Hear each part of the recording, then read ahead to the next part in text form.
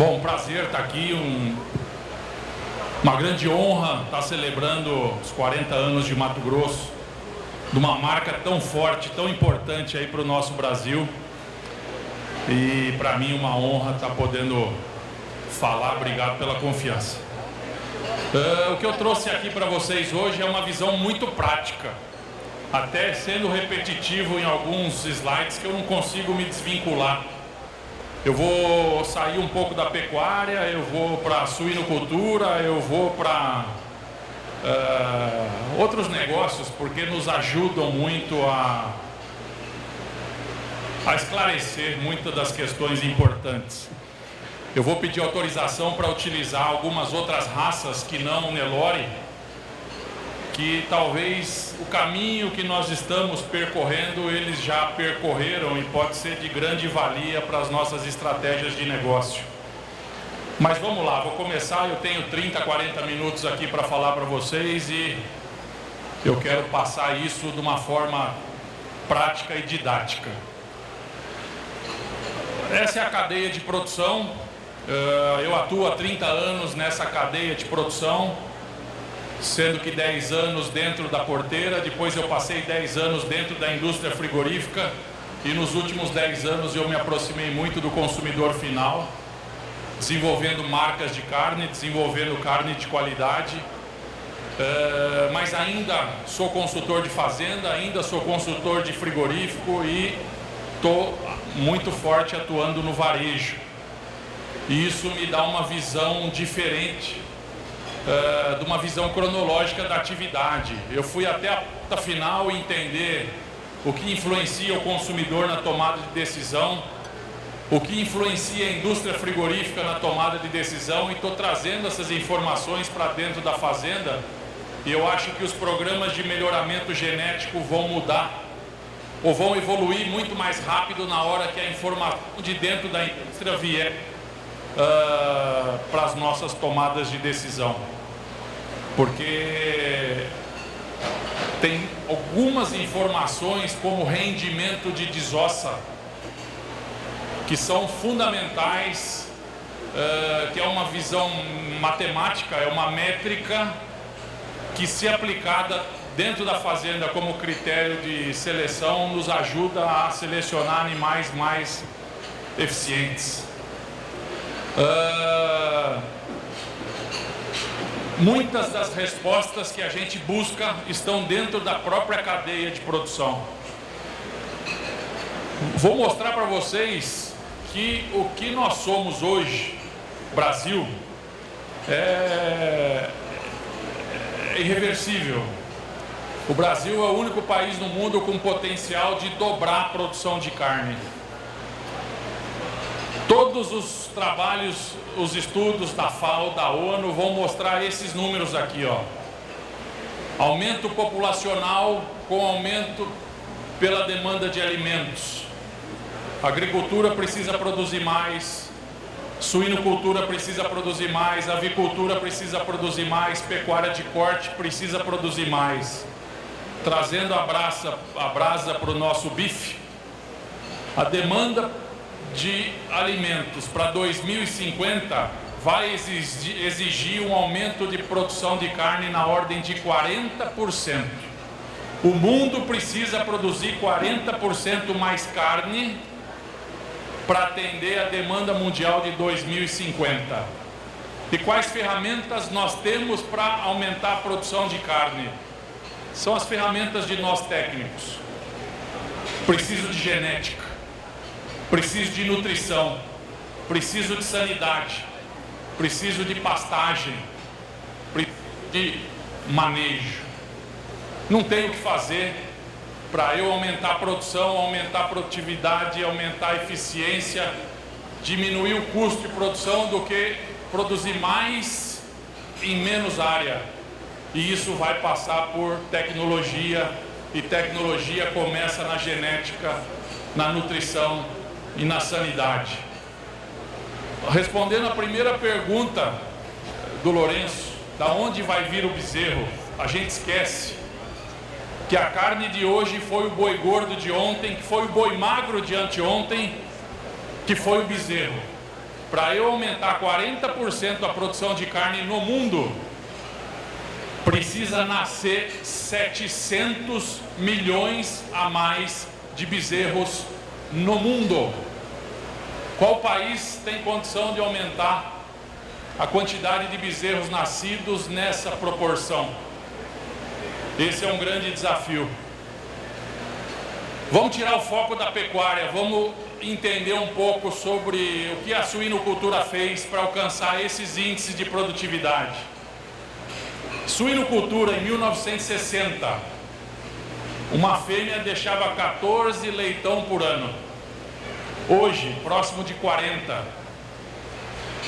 Em 1960, uma fêmea produzia 950 quilos por ano. Hoje, 5.500 quilos. A taxa de conversão do animal em engorda era 5,8 para 1. Hoje está próximo de 2,1. O que a suinocultura fez ao longo dessa evolução de 60 anos? Investiu em tecnologia, investiu em genética, investiu em nutrição, investiu em sanidade, investiu em instalações. Olha o que era o suíno em 1960, a quantidade de gordura que tinha o suíno em 1960. Ele foi transformado num suíno muito mais eficiente. Mas quem participou desse processo de evolução? A indústria. Animais com melhor conversão, com melhor rendimento de carcaça, mas com melhor rendimento de desossa. Quem participou dessa conversa também? O consumidor. Hoje o suíno é uma máquina de produção de carne. Eu acho que a gente evoluiu muito e agora a gente está dando um passinho para trás, porque todo o processo de melhoramento talvez nos leva num ponto que a gente tem que reavaliar. Eu vou mostrar para vocês depois o que o suíno está fazendo, mas hoje isso é uma produção de altíssima eficiência, de altíssima produtividade. Olha a avicultura nos últimos 100 anos. Olha a carcaça do frango nos últimos 70 anos, 60 anos. Que investimento que ele fez? Genética, nutrição, sanidade, instalações. A taxa de conversão de um frango era 3,5 para 1. Um frango de 1,5 kg levava 105 dias.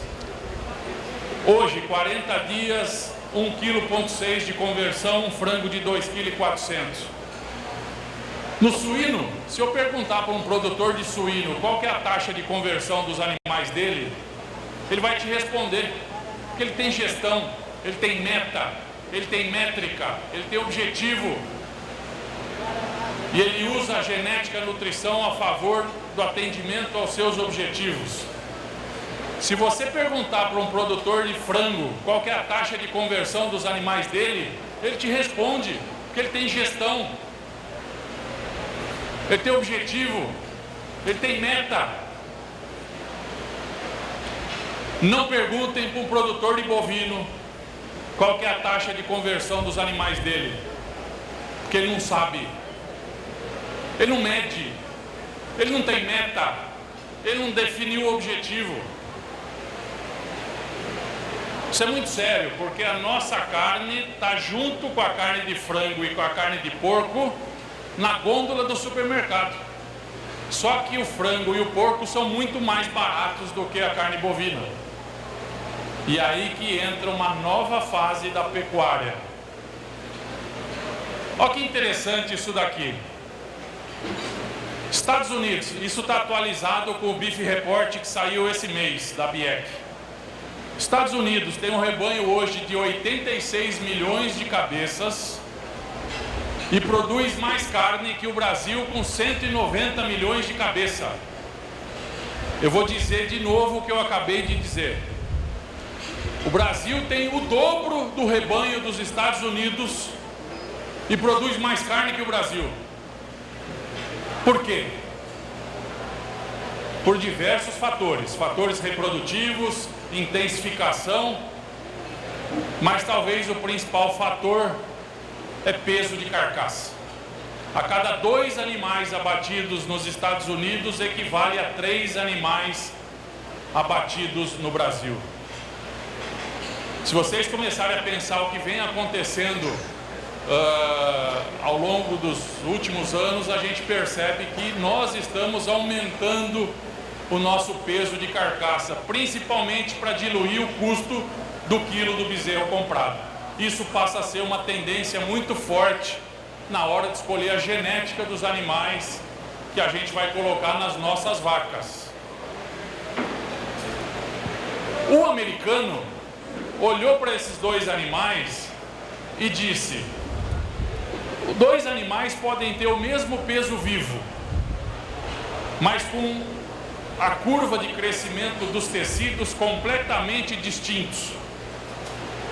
Isso é importante a gente saber, porque eu tendo animais de mesmo peso, eu posso ter curva de crescimento dos tecidos completamente distintos. Isso é influenciado por musculosidade, quantidade de gordura, quantidade de marmoreio, e isso influencia em conversão alimentar, eficiência biológica, rendimento de carcaça e rendimento de desossa no frigorífico.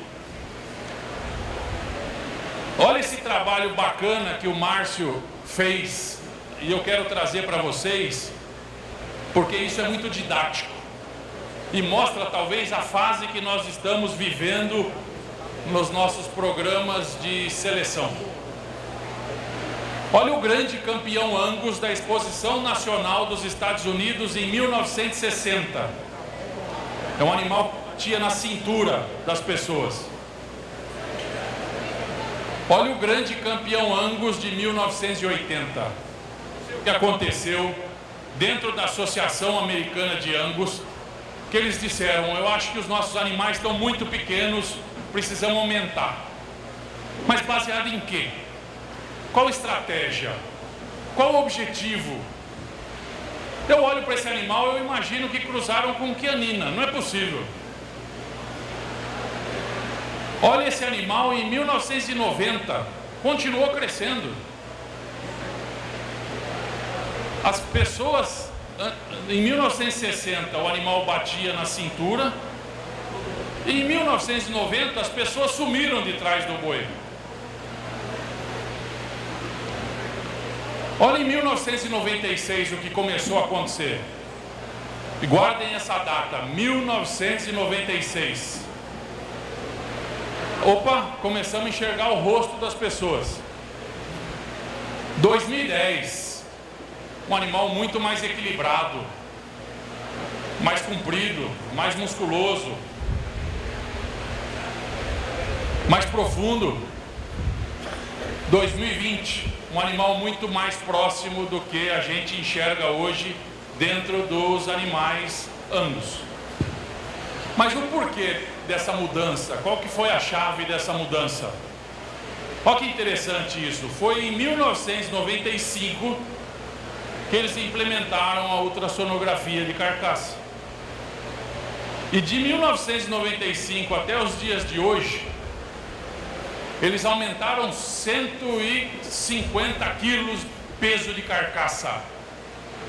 Sendo que o mais importante de tudo, eles aumentaram exponencialmente a área do olho de lombo. Para quem não sabe, a área do olho de lombo é o corte do contrafilé entre a 12ª e a 13ª costela. Isso é medido em centímetros quadrados. Quanto mais a área do olho de lombo, mais musculosidade e mais correlação com todos os cortes bovinos para um maior rendimento de desossa. Eles aumentaram o marmoreio. Para o mercado americano é um fator fundamental. Quanto mais marmoreio, mais vale a carne, 2 ou 3 vezes mais o quilo da carne por marmoreio. Mas com uma informação importantíssima para a gente, em verde ali, ó, sem aumentar a gordura subcutânea. Então o animal ideal, ele tem que ter área do olho de lombo, quanto maior melhor. sem o excesso de gordura subcutânea. Isso o americano chama de wild grade, rendimento. E o quesito marmoreio classifica como quality grade. Tá. Aquela ali é a área do olho de lombo, na esquerda, e no que mede o yield grade, rendimento. E a direita é o quality grade, nível de marmoreio. Só para vocês saberem que essa informação é muito importante para a gente. O yield grade 1 é o ideal. Boa área do olho de lombo, com baixa gordura subcutânea. O yield grade 5 é o antagônico ali, é o oposto. É muita gordura e isso influencia custo de produção dentro de porteira. Isso influencia custo de produção na indústria frigorífica. Isso influencia o preço do quilo da carne chegando na mesa do consumidor. Tá. Se o yield grade é uma informação importante, olha o que o americano fez. Ele montou um sistema de premiação de carcaça. Muita gente levanta a mão no Brasil e fala: precisamos implementar um programa de tipificação de carcaça aqui no Brasil. Eu concordo em termos, porque a minha pergunta é: será que nós temos amadurecimento para receber 10% mais numa carcaça perfeita, que seria o yield grade 1 prime, e receber 28% menos numa carcaça standard yield grade 5?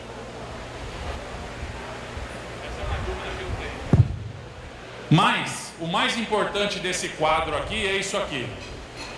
Para o americano, vale mais uma carcaça choice, yield grade 1, 2 e 3, do que uma carcaça prime, yield grade 4 e 5. Em resumo, o que eu quero mostrar para vocês: eles abrem mão do marmoreio a favor do rendimento. Por quê? É um animal que ganha mais peso, converte melhor, tem melhor eficiência biológica, tem melhor rendimento de carcaça, tem melhor rendimento de desossa. É preferível uma carcaça select, yield grade 1 e 2, do que uma carcaça choice mais o yield grade 4 e 5. Então a gente tem que fugir de yield grade ruim. Por quê? Por causa disso. Imagine uma arroba de R$350. Tá? Não estamos longe disso. Se Deus quiser, segundo semestre. 2 animais de 20 arrobas. Os 2 animais custaram R$7.000. Sendo que o animal 1, ele tem o yield grade 5, ele tem um rendimento de desossa de 65%. 65% produziu 195 quilos de carne. O quilo da carne produzida custou R$35. Outro animal de 20 arrobas, pago R$350 a arroba, tem o yield grade 1. Rendimento: produziu 234 quilos de carne, ele produziu o mesmo quilo de carne a R$29. O animal 2 conseguiu produzir 1 quilo de carne 20% mais barato do que o animal 1. Aí vocês estão se perguntando: bom, mas eu não tenho açougue, eu não sou frigorífico. Errado, porque são esses animais que vão diminuir o custo da arroba produzida, porque essa mesma diferença vai produzir um animal 20, 30% melhor a sua eficiência biológica. Vou voltar nisso daqui a pouco. Baseado em números, tudo que eu estou dizendo aqui para vocês não é o que eu acho e não é o que eu gosto, e eu não estou aqui para agradar ninguém. Eu não quero agradar pecuarista, eu não quero agradar frigorífico, eu não quero agradar dono de açougue, nada. São números. E cada um usa baseado na sua estratégia. Primeira grande lição que o mercado me trouxe. Esse é um estudo de marketing, que quem trabalha com marketing já deve ter visto, que avalia o que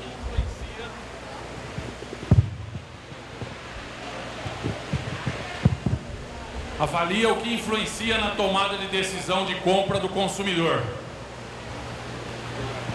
E esse estudo foi feito há mais de 15 anos, trouxe dois perfis de consumidores. O consumidor da esquerda, eu pus a foto da Dona Palmirinha. Para mim é a personificação da avó de todos nós. Eu imagino a Dona Palmirinha fazendo a compra do dia a dia. E na outra ponta tem o consumidor de carne do final de semana. É o meat lover, é o churrasqueiro de final de semana. Tá, vamos perguntar para a Dona Palmirinha por que ela compra carne. Por necessidade. Ela tem um orçamento familiar para cumprir. Se a carne bovina está cara, ela troca por frango, ela troca por carne de porco, ela troca por ovo, troca por salsicha. A Dona Palmirinha não quer gordura. Já viu a dona de casa conversando com a açougueira? Ela fala: limpa para mim, ó, muita gordura, tira essa pelanca aí. Preço é fundamental na tomada de decisão. No lado oposto, a gente tem um cara que compra carne por prazer. Quem compra alguma coisa por prazer, sobe a régua, sobe o nível de exigência, está disposto a pagar mais por um produto melhor. Preço jamais vai ser impedimento para ele comprar carne. Ele exige gordura, ele exige marmoreio, está disposto a pagar 2, 3 vezes mais o quilo de carne com marmoreio do que essa mesma carne sem marmoreio. Eu olho para isso depois de 30 anos e falo: como eu não pensei nisso antes? O que significa pensar nisso antes? É saber que vai existir um animal ideal para atender a exigência da Dona Palmirinha em preço e em baixo nível de gordura, e vai ter um animal ideal para atender a expectativa do consumidor de final de semana que quer gordura, preço não é problema e quer marmoreio.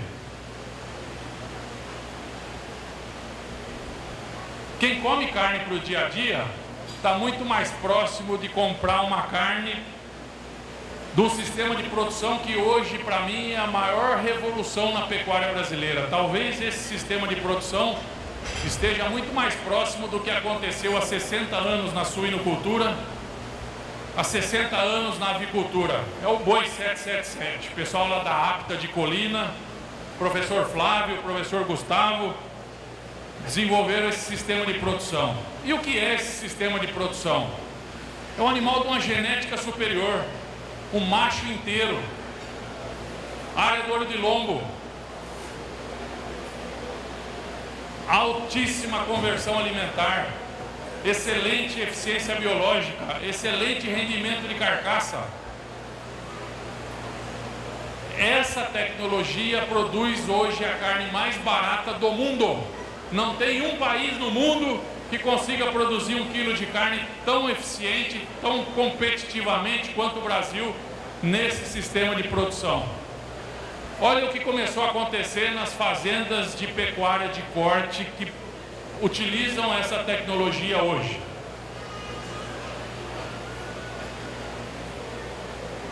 Isso é realidade hoje nos frigoríficos no Brasil. Animal de 2 anos de idade com 23, 24 arrobas. Animal com 20 meses de idade com 23, 24 arrobas. Essa é a pecuária para atender a demanda mundial de 2050 por proteína vermelha. Esse é um confinamento em Novo Horizonte. E se alguns de vocês estão olhando para isso e falavam: saiu uns tourinhos aí, esse é o problema que foi levantado aqui, que infelizmente ainda 50% das vacas nossas são colocadas com boi de boiada. Só que essa informação não para aí.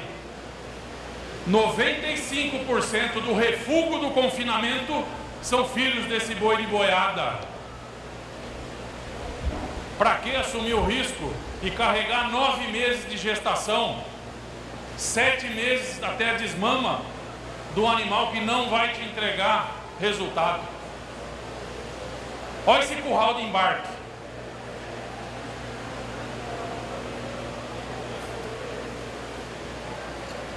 Essa é a pecuária brasileira que vai atender a demanda mundial por proteína vermelha e vai atender a mesa do brasileiro com carne barata.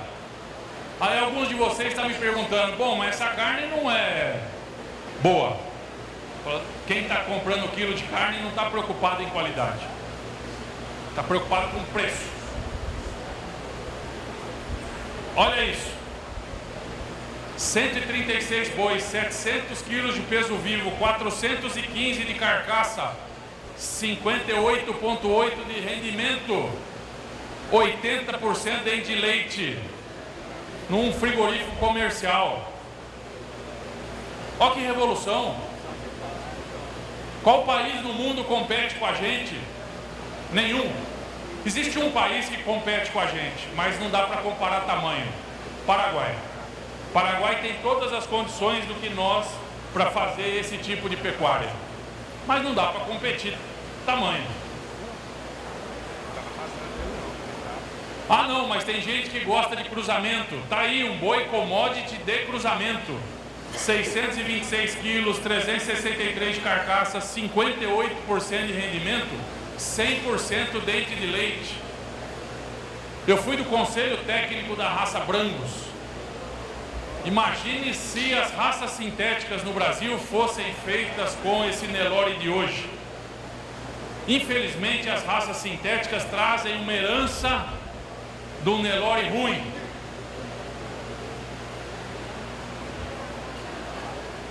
Ah, e é o melhor dessa informação, hein?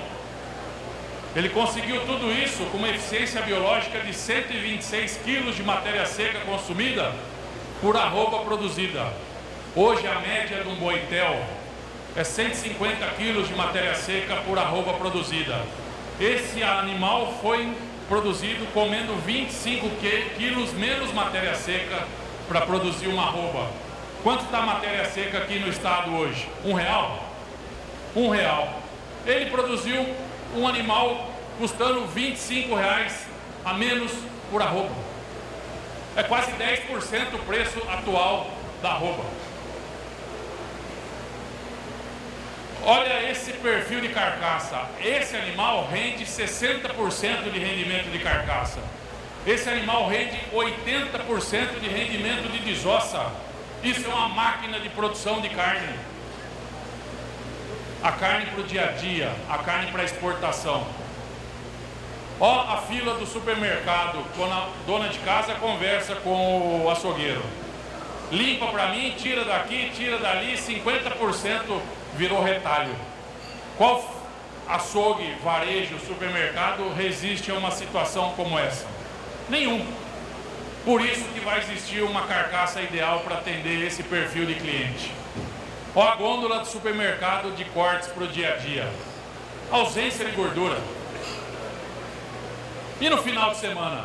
Final de semana muda tudo. Eu estava falando de macho inteiro, agora eu estou falando de macho castrado. Eu estou falando de fêmea. Ah, mas eu posso produzir carne de qualidade com macho inteiro? Não pode. Poucos estão preparados para ouvir isso, mas não se produz carne de qualidade com macho inteiro.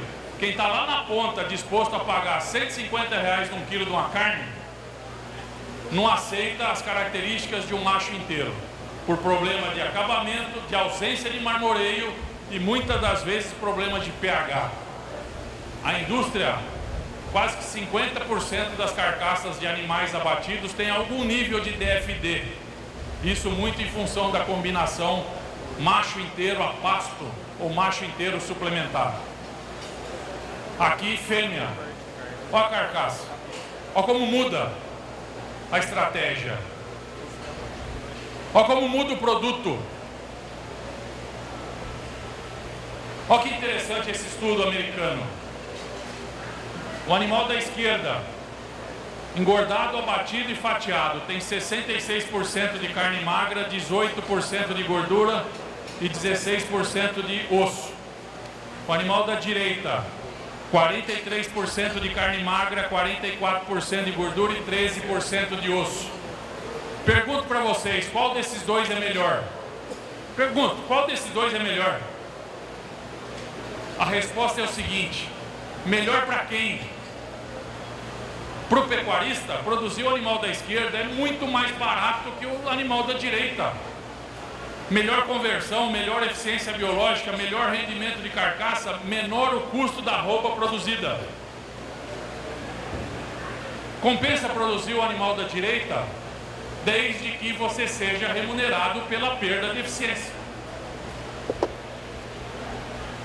E para o frigorífico, qual dos dois é melhor? Qual dos dois é melhor para a indústria frigorífica? Depende. Qual o perfil da indústria? Não tem dúvida que o rendimento de desossa do animal da esquerda é muito melhor que o rendimento de desossa do animal da direita. Mostrei números para vocês que o animal da esquerda produz 1 quilo de carne 20% mais barato do que o animal da direita.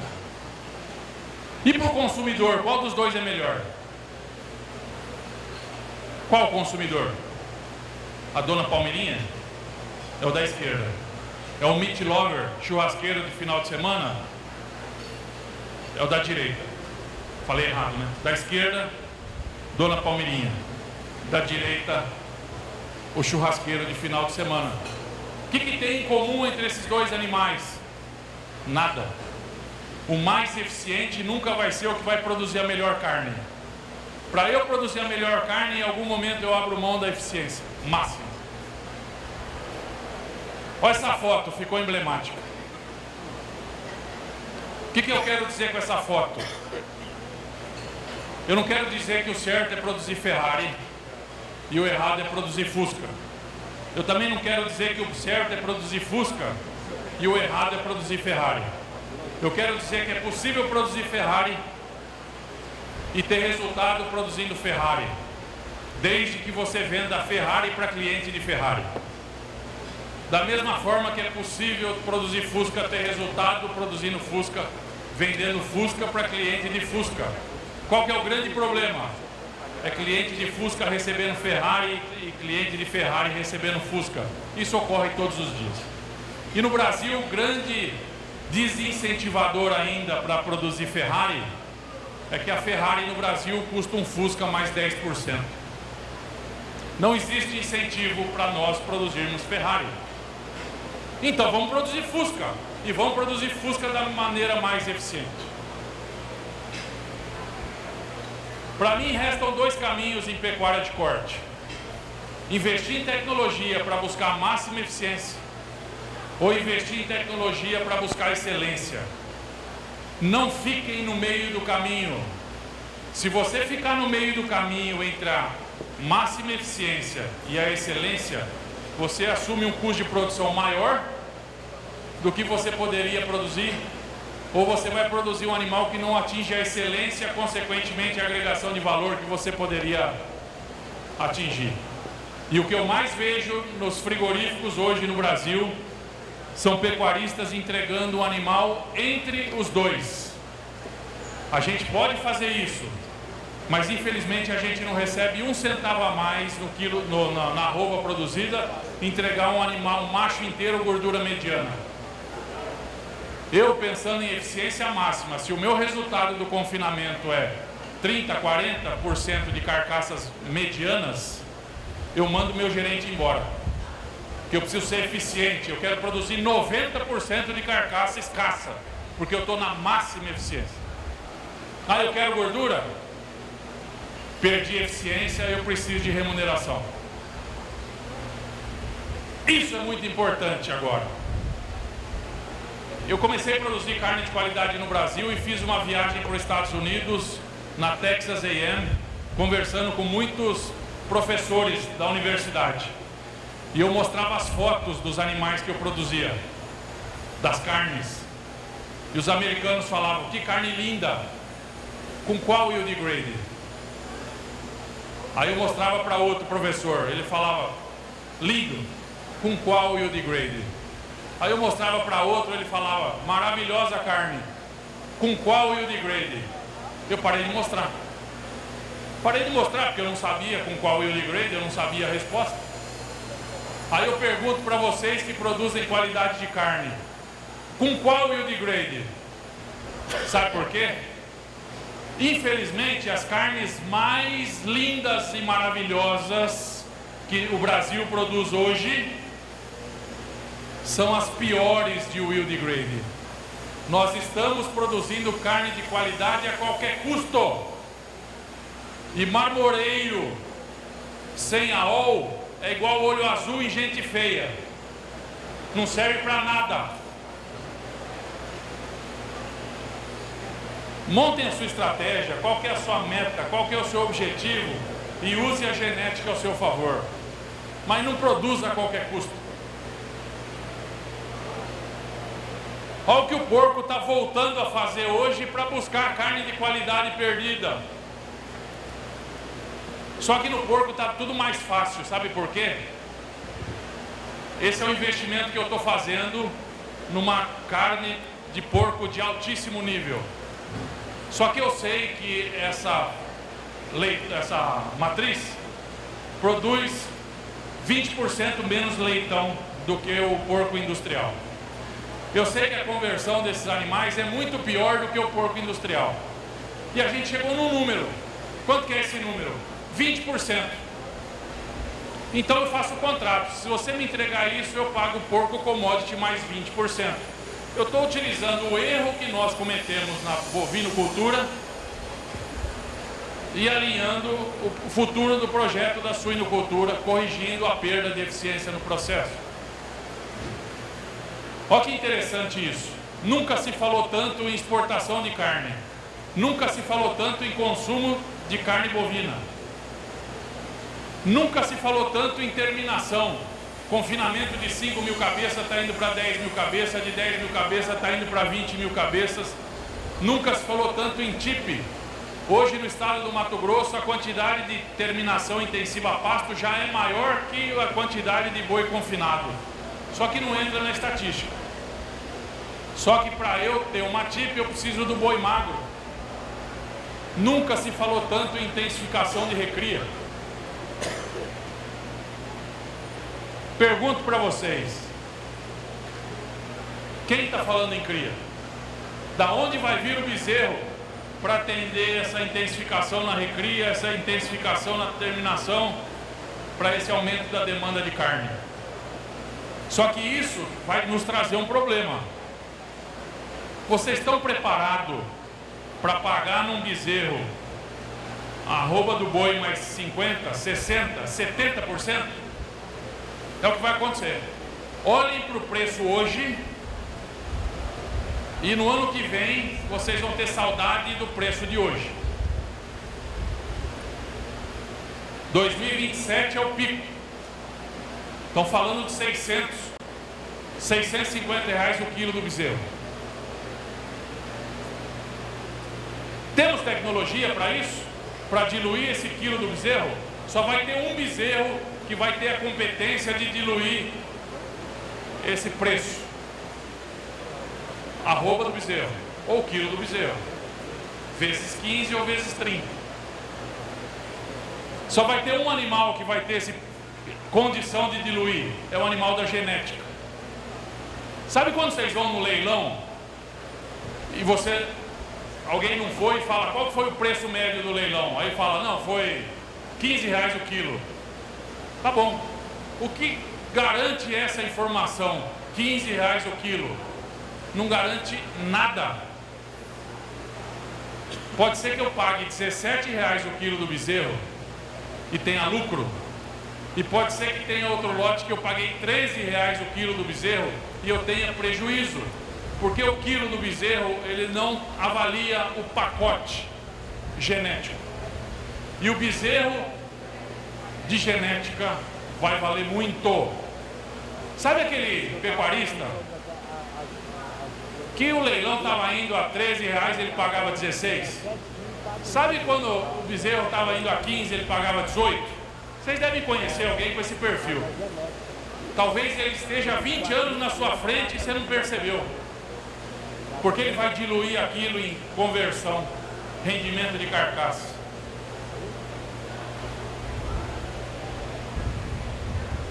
Todas as projeções da pecuária mostram aumento do rebanho, aumento da produção de carne, aumento da exportação, aumento do consumo, diminuição da área de pastagem. O Brasil vai perder 10 milhões de área de pasto para a agricultura. E mesmo assim nós vamos produzir mais em menos área. Essa mudança vai acontecer em breve. Fazendas se tornando empresas agropecuárias. Gestão passou a ser palavra de ordem. Não se faz pecuária sem avaliação, sem medição, sem pesagem. Talvez seja um dos maiores gargalos da pecuária de corte hoje no Brasil, seja esse aqui. Qual importância nós damos para a matriz, para a fêmea? Será que a nossa preocupação na escolha do sêmen do touro não é muito maior do que nas matrizes que a gente tem? Eu falo que até nisso nós somos machistas.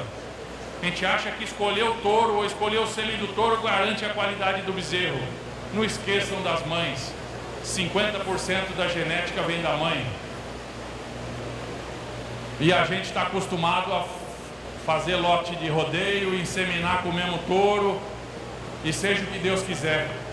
Vai chegar um momento que a gente vai descartar a vaca fértil, que produz bezerro ruim. E descartar a vaca fértil, que produz bezerro ruim, passa por isso, porque está dentro da fazenda.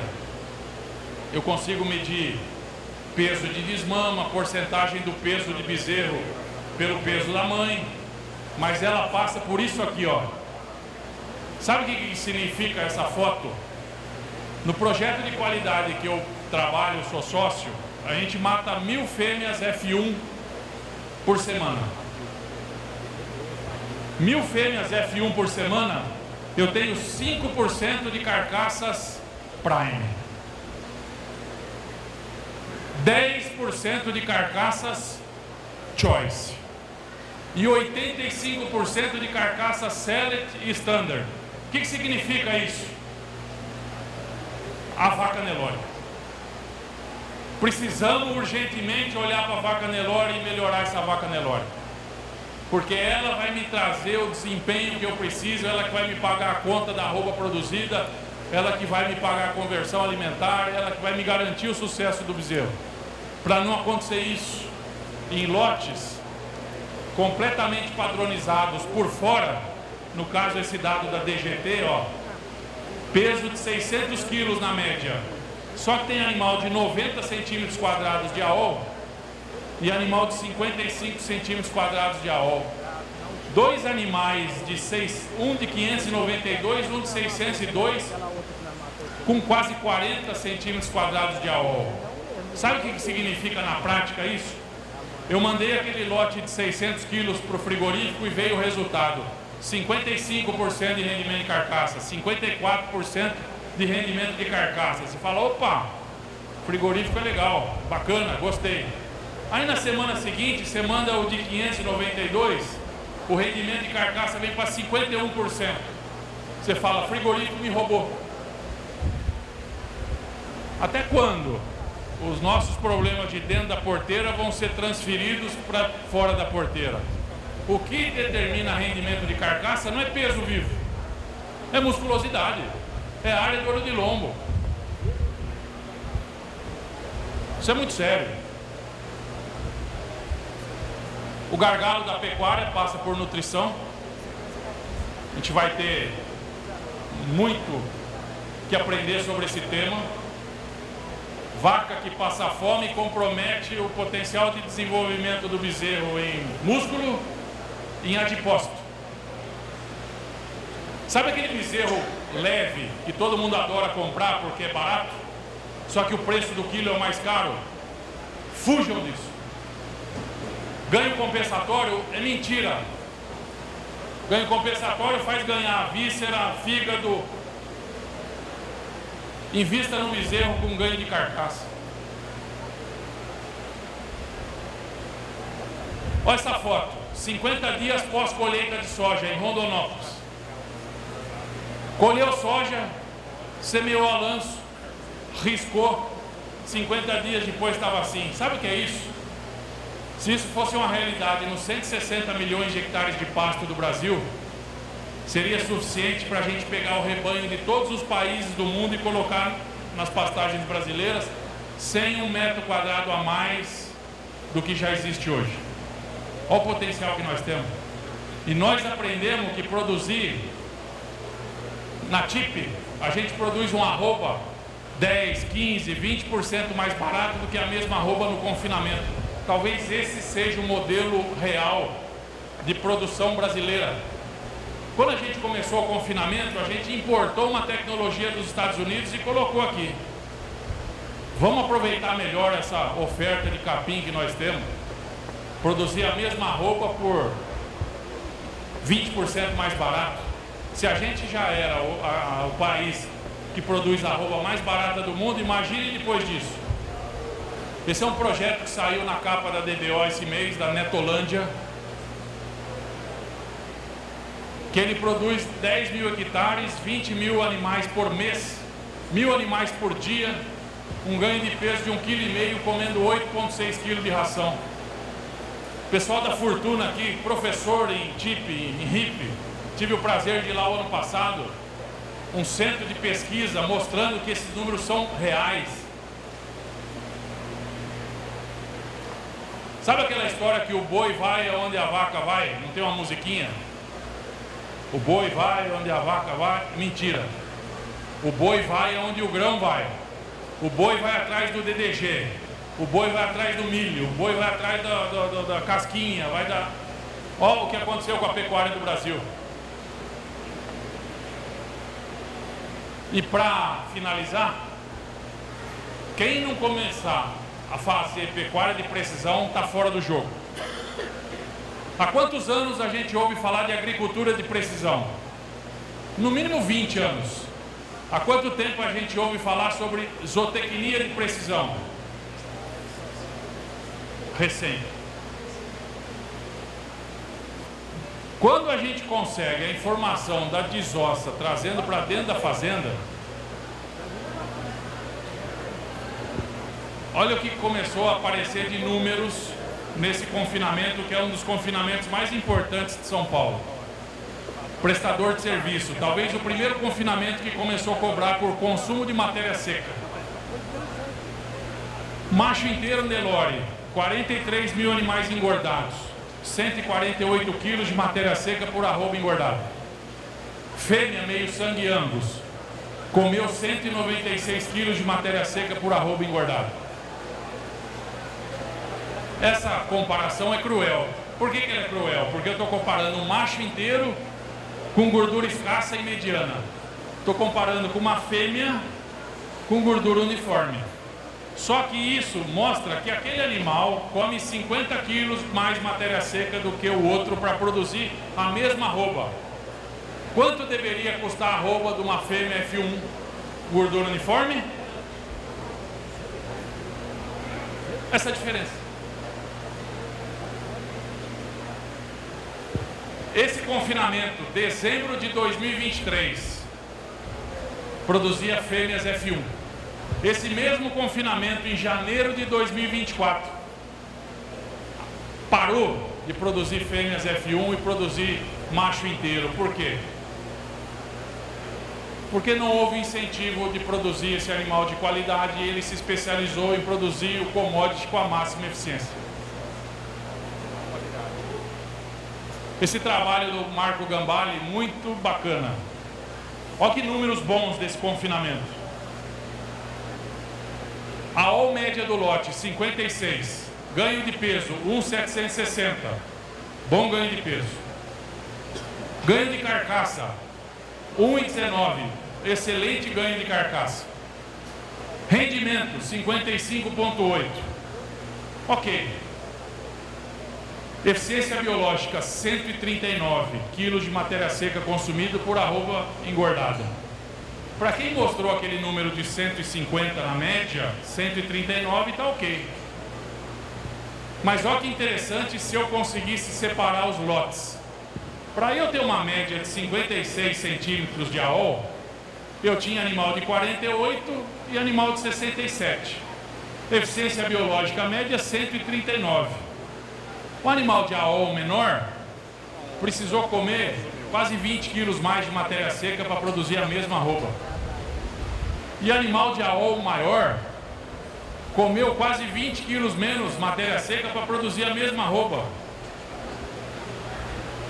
Do menor para o maior, 40 quilos de matéria seca, a matéria seca está R$1. Eu estou dizendo que o animal da AOL maior produziu uma roupa R$40 mais barato que a do animal pior. Se eu atuo na média, está tudo certo, está lindo.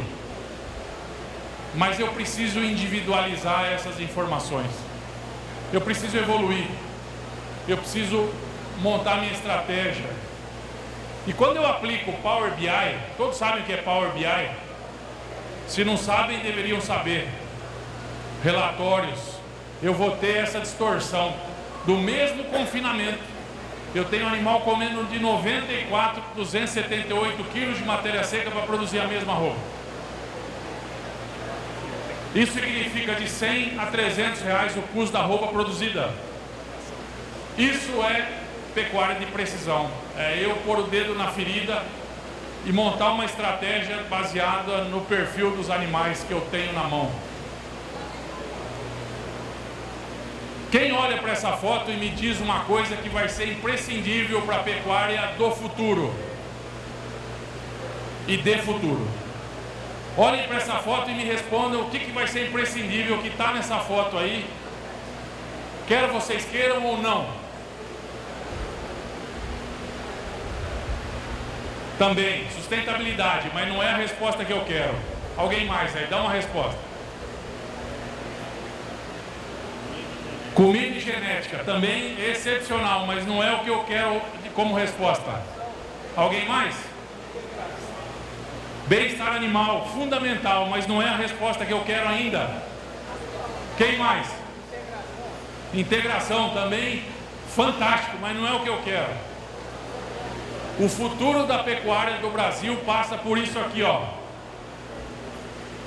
Identificação individual. Quer vocês queiram ou não, porque somente através de rastreabilidade nós vamos acessar mercados.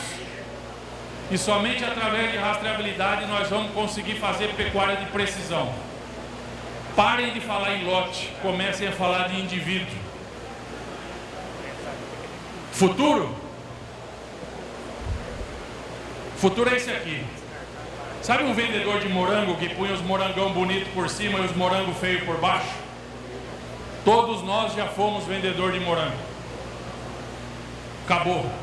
Não tem mais espaço para oportunismo. As relações comerciais estão na base da transparência e da honestidade. Se proponha a vender aquilo que você propõe a fazer e não queira passar para ver se passa. Bezerro ruim no lote de bezerro bom, marruco no lote de boi gordo, carcaça feia no fundo do caminhão, carcaça bonita na frente do caminhão para ver se passa. Esse para ver se passa acabou.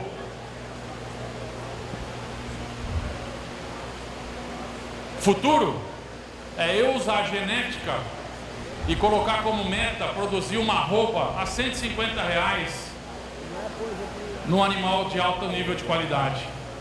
Eu preciso melhorar 40 quilos de matéria seca para produzir um animal ideal. Ou se eu quiser produzir um commodity com menos 50 quilos de matéria seca a menos. Isso é meta, é métrica, é objetivo. Isso se faz com genética, com o touro correto na matriz correta, com a nutrição correta. Eu não acredito mais em pecuária de corte sem suplementação em todas as etapas do processo. A gente esquece que no Brasil 6 meses chove, e que sobra proteína e falta energia. E nos outros 6 meses é seca, que falta proteína e falta energia. E eu vou ficar olhando, torcendo para o animal desempenhar.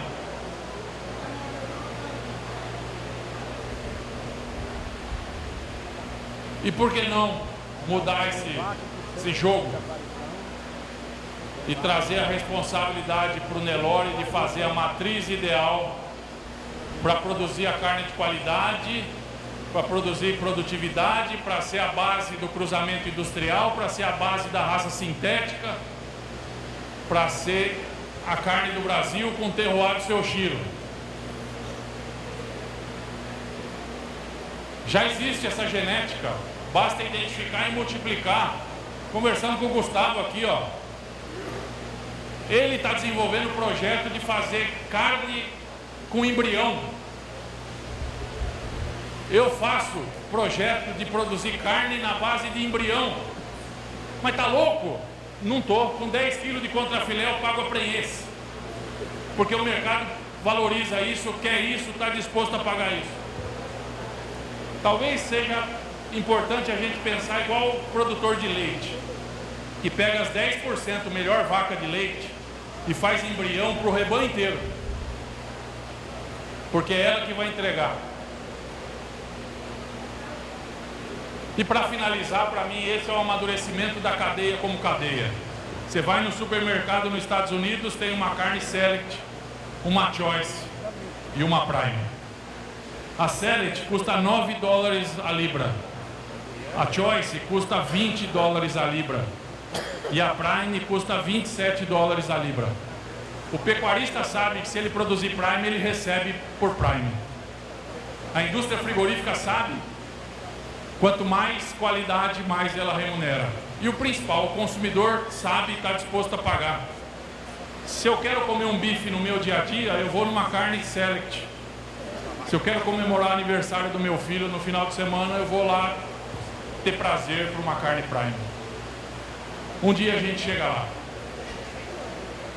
A carne de 28 é fruto da tomada de decisão de agora. Mirem o mercado 28 e tomem a decisão hoje. O que nós estamos comendo hoje foi tomada de decisão de 2, 3 anos atrás. A demanda de 2028 vai ser maior do que a de hoje, que já está faltando carne de qualidade hoje no mercado. Todas as marcas de carne estão em ruptura. E só para mostrar que existe um caminho e o caminho é possível. 20 animais abatidos no Frigodil, em Três Lagoas, Mato Grosso do Sul, de um confrade da Confraria da Carcaça do Nelore. 24 meses, 518 quilos, 321 quilos de carcaça. Uma fêmea com 62% de rendimento de carcaça. Olha o valor da genética dentro do sistema de produção. É um número assustador? Eu também acho. Mas olha a qualidade de carne que ela produziu. Eu já matei muito wagyu puro que não deu esse nível de marmoreio.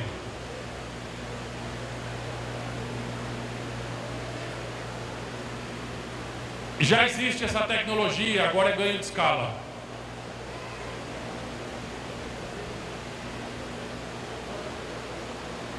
Pessoal, obrigado. Um prazer estar aqui. Fico à disposição.